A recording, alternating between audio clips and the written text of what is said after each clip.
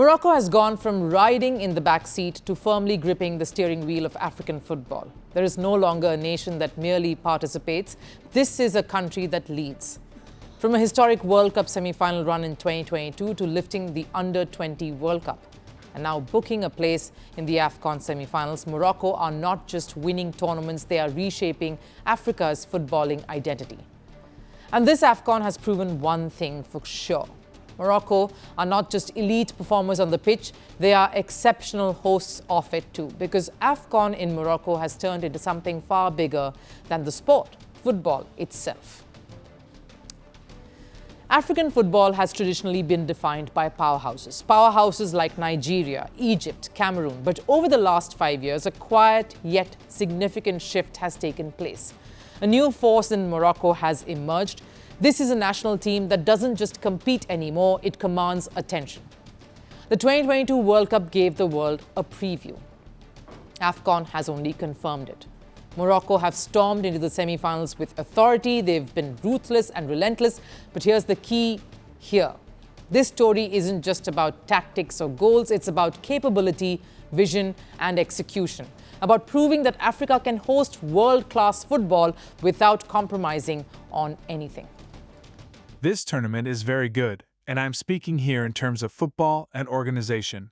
Africa is growing and developing in terms of football, and the level of matches is very good. Perhaps this cup was the best I've seen in my life. That's validation. But it wasn't always smooth sailing because, let's be honest, the tournament did not start perfectly. Early concerns dominated headlines like low fan turnout, ticketing glitches, stadium access issues. There is no typical AFCON vibe. I don't feel it here.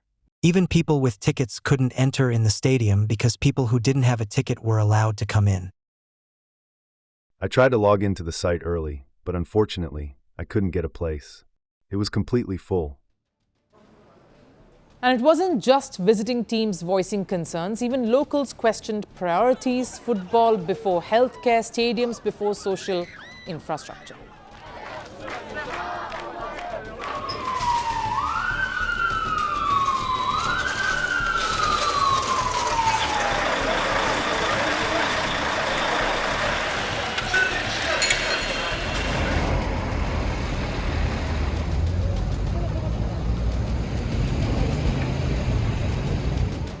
Young people are demanding schools and hospitals. What they are asking for is not impossible. These are necessities in Morocco. How can the authorities not understand this? Where is the government in all this? Where is Akanosh, who does nothing but talk?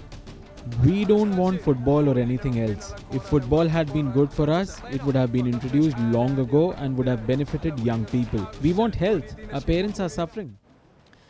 So this was Morocco's biggest test. And this is where Morocco did something critical. They listened, adapted, and responded. That's what serious hosts do, because from that point onward, AFCON transformed. Cities turned into cultural festivals, fan parks came alive, streets turned vibrant with celebrations. Football spilled out of stadiums and into communities. Artists, musicians, craftsmen, everyone became part of the experience. This wasn't just spectators watching football. This was one nation, Morocco, welcoming the rest of Africa. Culture over gimmicks.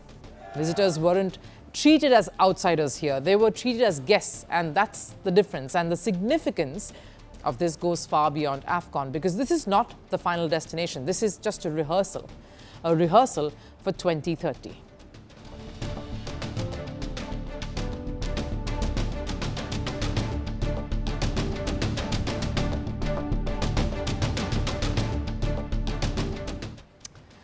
Morocco is set to co-host the 2030 FIFA World Cup, and this AFCON has quietly answered a major question. Is Morocco ready? So far, the answer is a resounding yes. The football has delivered, so have the fans, and the organization has been top-notch. Morocco is no longer asking for recognition, they are demanding it. Through results, through their culture and competence.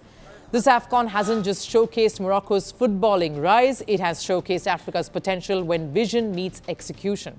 And if this is just a preview of what's to come in 2030, then the world isn't just in for a tournament, it's in for experience, an experience of a lifetime. Morocco are not just hosting football anymore. Seems like they are hosting the future. The world doesn't fit in boxes, so why should your news? From battlefields to negotiation tables, from internet outrage to real-world injustice.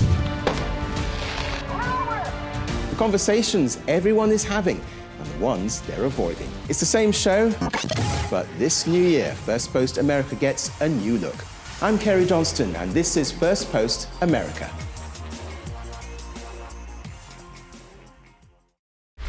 Want the facts? The latest developments? News that gets straight to the point. Well, we've got all three just for you. This is Firstpost Live, a brand new show, your window into what really matters. Don't miss it.